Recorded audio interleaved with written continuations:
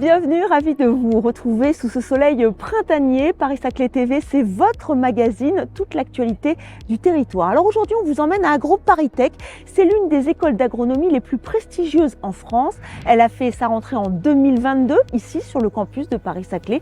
Et c'est une formation qui est vraiment tournée vers l'innovation et l'entrepreneuriat. Alors des jeunes entrepreneurs, des entrepreneurs en herbe qui peuvent compter sur le soutien, l'accompagnement de la French Tech Paris-Saclay. Cette association compte plus de 300 membres. Elle vient d'être labellisée capitale de la French Tech et nous verrons comment elle accompagne, comment elle permet à ces startups d'avoir des financements et d'avoir surtout un très bon réseau.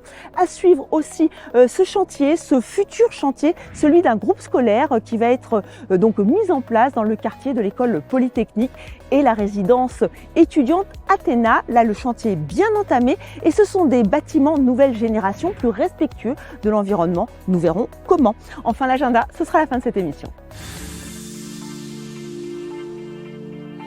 Nous voici à AgroParisTech. Cette grande école forme les agronomes, les ingénieurs de demain. On y réfléchit à l'agriculture du futur, à la nourriture du futur aussi. Alors cette grande école, elle s'est installée ici sur ce campus à la rentrée 2022. Elle propose une formation tournée vers l'innovation et vers l'entrepreneuriat avec la création de 15 entreprises par an. C'est en constante évolution. Rencontre avec Grégoire Burger, directeur adjoint en charge de l'innovation et du transfert technologique. AgroParisTech est l'Institut national des sciences et industries du vivant et de l'environnement, une école d'ingénieurs spécialisée dans les thématiques très actuelles que sont le climat, l'environnement, l'alimentation durable, les biotechnologies, la chimie, les matériaux. L'innovation et l'entrepreneuriat sont deux grands sujets pour AgroParisTech, étant donné les sujets sur lesquels nous sommes positionnés, et cet accompagnement prend la forme de deux principaux dispositifs. Un premier qui est des jurys successifs à destination de nos étudiants, de nos diplômés et éventuellement des enseignants-chercheurs de l'école. Donc ces jurys permettent à la fois de faire grandir les projets et aussi de les soutenir financièrement à travers deux partenaires, la Fondation AgroParisTech et AgroParisTech Innovation. Le deuxième dispositif dédié à l'innovation à AgroParisTech est le réseau des InLab, qui sont des incubateurs scientifiques et techniques qui nous permettent d'aider nos porteurs de projets à développer des preuves de concept et donc à se lancer dans l'aventure entrepreneuriale. Ces incubateurs sont thématiques et sont répartis sur les différents sites d'AgroParisTech. Le Food In Lab sur le campus de Palaiseau adresse les problématiques liées à l'alimentation durable, les nouvelles sources de protéines, le packaging, donc les nouveaux emballages, les nouveaux aliments, la nutrition. Le Farm In Lab est situé sur la ferme expérimentale d'AgroParisTech à Grignon et nous permet d'étudier le lien entre l'agriculture et les nouvelles technologies numériques, l'intelligence artificielle et la robotique. Le Biotech In Lab sur notre campus de Reims permet d'utiliser les sciences du vivant pour la production de molécules d'intérêt pour les secteurs cosmétiques, pharmaceutiques et agroalimentaires. Et le Forest In Lab, dédié aux sciences forestières sur notre campus de Nancy, nous permet d'étudier et d'accompagner les projets en lien avec la gestion forestière, le pilotage par satellite et la question des crédits carbone. AgroParisTech accompagne aujourd'hui entre 70 et 80 projets de création d'entreprise. Nous avons une moyenne de 15 créations d'entreprises par an et nous voyons que c'est en progression, donc c'est un élément encourageant. Et ce sont des projets qui aujourd'hui marchent bien, fonctionnent, survivent après 3 ou 5 ans.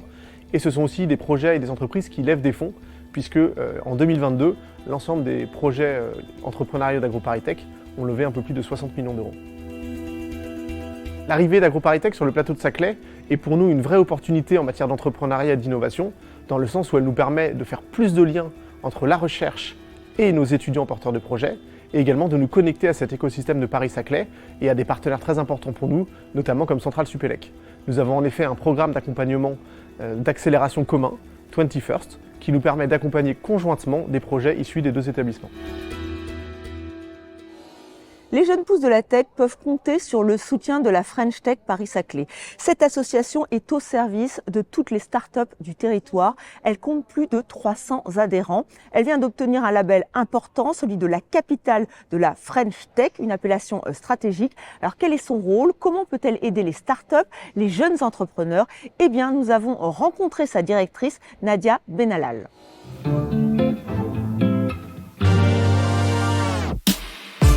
La French Tech Paris-Saclay rassemble une communauté de startups. On est plus de 500 startups qui ont un lien avec le territoire de Paris-Saclay. Et nous rassemblons maintenant presque 300 adhérents startups à la French Tech Paris-Saclay. Alors notre vocation, qu'est-ce qu'on propose à ces startups?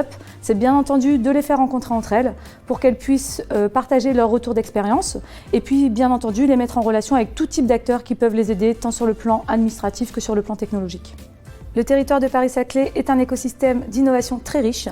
En effet, il rassemble plus de 600 startups, plus de 65 000 étudiants et plus de 40 lieux d'innovation. Alors qu'est-ce que sont les lieux d'innovation? Ce sont toutes les structures qui accompagnent les startups tout au long de leur développement. La French Tech Paris-Saclay est constituée de 2 personnes à temps plein qui œuvrent tous les jours pour aider ces startups dans ces mises en relation. Pour cela, nous proposons aussi plusieurs programmes qui leur permettent d'être aidés tant sur le plan de financement ou sur le plan d'accès à des locaux particuliers sur le territoire et qui sont bien entendu adaptés à leur activité. La French Tech Paris-Saclay a la chance d'avoir plusieurs partenaires, publics, privés. Nous concentrons par exemple les collectivités telles que les communautés d'agglomération de Paris-Saclay, Saint-Quentin-en-Yvelines et Versailles-Grand Parc. Nous concentrons également d'autres partenaires privés tels que des banques, des cabinets de conseil qui nous aident tous les jours, ou quasi tous les jours en tout cas, à proposer des services adaptés pour ces startups du territoire. Au jour le jour, la French Tech Paris-Saclay aide les startups à être mises en relation avec des services publics. Pour ce faire, nous avons lancé un programme qui s'appelle French Tech Central, qui permet d'accueillir des intervenants des institutions publiques dans nos locaux, au Playground à Palaiseau. Et les startups peuvent prendre rendez-vous au travers de notre plateforme qui s'appelle la French Tech Central de Paris-Saclay pour permettre de prendre rendez-vous directement avec ces intervenants. Ce programme French Tech Central permet ainsi aux startups d'avoir des réponses très rapidement à leurs questions sur le plan administratif grâce au rendez-vous qu'on propose dans ce bâtiment, le Playground de Palaiseau. La French Tech Paris-Saclay co-organise et organise des événements ouverts au public dans lesquels vous aurez la possibilité de rencontrer des startups. Je vous invite d'ailleurs à rejoindre l'événement du 1er juin qui s'appelle Spring et qui aura lieu à HEC Anjou-et-en-Josas.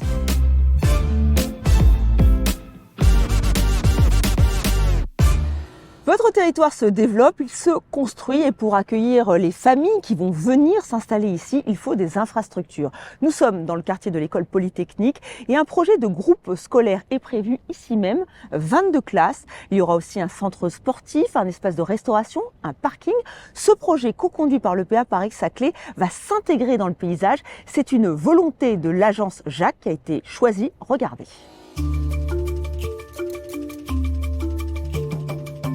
Afin d'accompagner les développements du quartier de l'école polytechnique, l'EPA Paris-Saclay réalise pour le compte de la ville de Palaiseau le futur groupe scolaire du quartier. C'est un projet qui est inscrit au programme des équipements publics de la ZAC afin d'accompagner les besoins générés par l'arrivée des nouvelles familles sur le quartier à l'horizon 2025. L'équipement comprend donc un groupe scolaire de 22 classes, 12 classes élémentaires, 8 classes maternelles et 2 classes rotules, donc des classes qui sont là pour faire face à l'évolution du besoin. Et on a également au sein de cet équipement un certain nombre de programmes mutualisés, que sont notamment un espace de restauration, de l'accueil périscolaire, un gymnase en complémentarité avec un pôle sportif de quartier qu'on réalise également à proximité directe de ce groupe scolaire. Le futur équipement sportif est réalisé dans ce qu'on appelle le secteur sud du quartier, à proximité de la toute nouvelle résidence étudiante Hacker House. C'est également un secteur qui donc est situé à proximité directe des coteaux boisés. Outre les enjeux de polyvalence et d'évolutivité auxquels le projet doit répondre, une attention toute particulière est portée sur la qualité des espaces extérieurs, support de biodiversité, en connexion directe avec les lisières du plateau, toutes proches. En effet, tous les espaces extérieurs, donc les cours, de la maternelle en rez-de-chaussée, de l'élémentaire à l'étage, mais également les toitures végétalisées et le jardin potager, tous ces éléments doivent répondre à une démarche de cours oasis permettant à la fois de lutter contre les îlots de chaleur, mais également de pouvoir offrir de véritables espaces pédagogiques appropriables par les élèves, les équipes enseignantes et les familles. Il y avait vraiment un bâtiment qui avait conscience de s'implanter dans son territoire et c'était ce qui nous intéressait dans ce projet. Il est composé à la fois d'une maternelle et d'une école élémentaire. Au rez-de-chaussée, on retrouve l'école maternelle qui a sa cour à ce niveau. Et à l'étage, sur un seul niveau, l'école élémentaire avec également sa cour en étage. Cette lecture simple permet, d'un point de vue aussi fonctionnel, mais également esthétique et on va dire architectural, d'avoir une lecture claire de où sont situées les salles de classe, où sont situées les salles de vie, les cantines et tous les espaces qui font ce projet.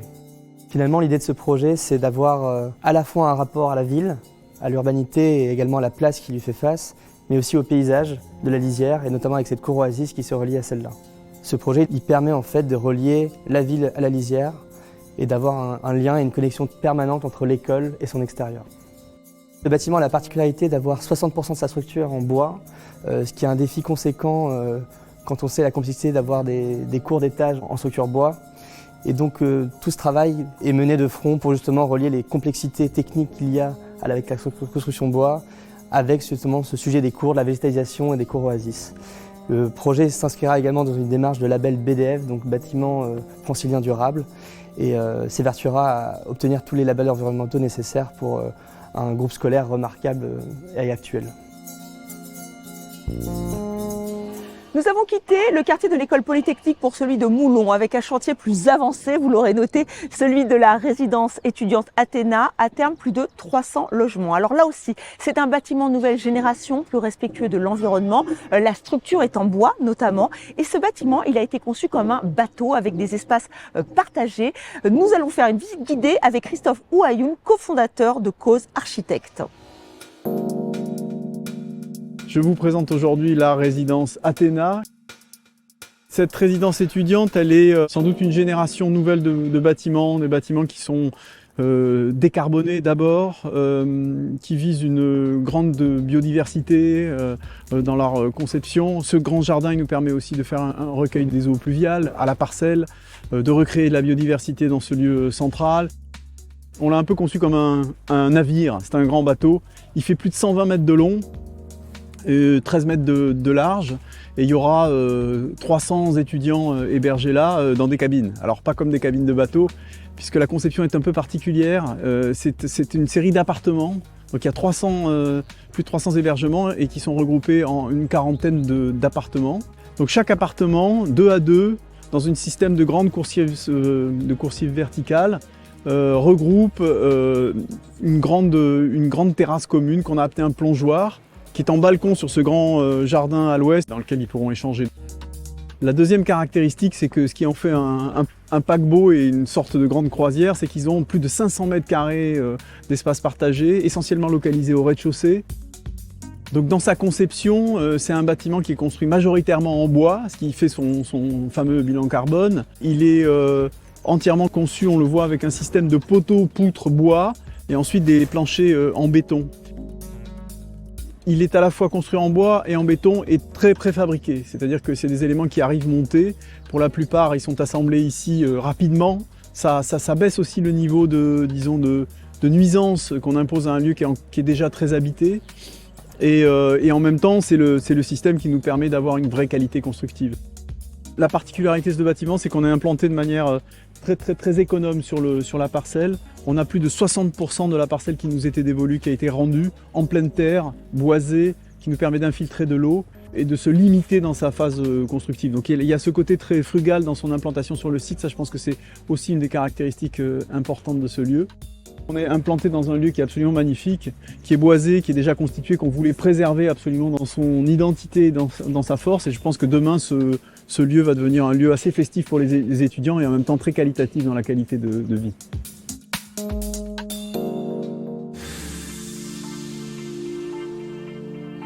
Notre agenda à présent, nous évoquions des chantiers à venir ou en cours. Votre avis est important. Venez participer à la concertation préalable relative à la ZAC Gare de Guyancourt, Saint-Quentin, quartier des Savoirs. On entre dans la 3e phase avec l'organisation de nouvelles balades urbaines en mars et en avril. Plus d'informations sur le site epa-paris-saclay.fr. Visitez le premier showroom technologique mutualisé du cluster d'innovation Paris-Saclay et faites connaissance avec les startups qui vont façonner le monde de demain. C'est le 23 mars, mais attention, la réservation est obligatoire. À noter aussi le retour de Startup for Kids. Ce sera du dimanche 16 au lundi 17 avril. Cette 5e édition se déroule dans la prestigieuse école de Centrale Supélec, c'est à Gif-sur-Yvette. Postulez pour animer des ateliers pendant 1 ou 2 jours. Vous avez jusqu'au 28 février pour postuler. Et vous l'avez certainement déjà noté, Paris-Saclay Spring, c'est le 1er juin à HEC, c'est la 6e édition. Et comme toujours, tous les acteurs de l'innovation, de la recherche et de la science sont invités avec toujours le même objectif, donner à voir l'excellence scientifique et le meilleur de l'innovation technologique. technologiques.